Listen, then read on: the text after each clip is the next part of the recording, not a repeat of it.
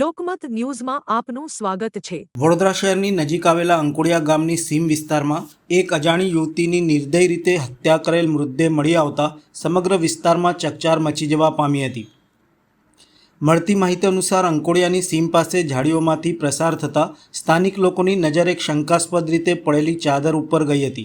શંકા જતાં નજીક જઈને તપાસ કરતા અંદરથી યુવતીનો મૃતદેહ મળી આવ્યો હતો।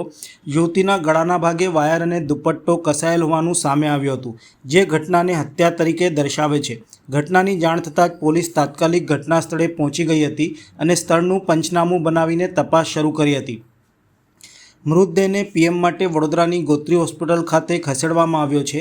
હાલમાં મૃતક યુવતીની ઓળખ હજુ સુધી થઈ શકી નથી અને તે ક્યાંની છે તે અંગે માહિતી મેળવવા પોલીસ દ્વારા પ્રયત્નો શરૂ કર્યા છે। સાથે જ હત્યાના કારણો અને સંડોવાયેલા આરોપીઓ સુધી પહોંચવા માટે પોલીસે વિવિધ દિશામાં તપાસ શરૂ કરી છે। અંકોડિયા ઉંડેરા બોર્ડર પર સીમ વિસ્તાર છે, જ્યાં 7/12 અમારા ખેડૂત શારદાબેન મનુભાઈ વાળંદનો છે। એમના ખેતરમાં સાંજના ખેડૂત ખેતરમાં જતાં એમને જાણ કરેલી કે અહીંયા બોડી પડેલી છે અને આખી ચાદર સાથે બોડી ખોલ વીંટાળેલી હતી। પછી જ્યારે પોલીસ આવીને FSL ટીમ આવીને બોડીને કરી ત્યારે ખબર પડી કે લેડીઝની લાશ છે।